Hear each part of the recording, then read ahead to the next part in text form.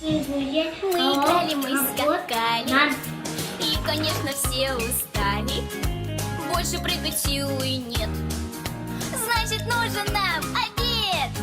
Все любимые игрушки сядут рядышком послушно. Будем кушать на обед вкусный суп и винегрет.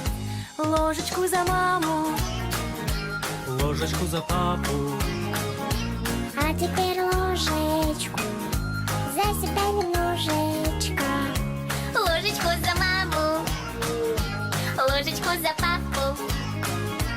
Эта песня малышам помогает ням-ням-ням.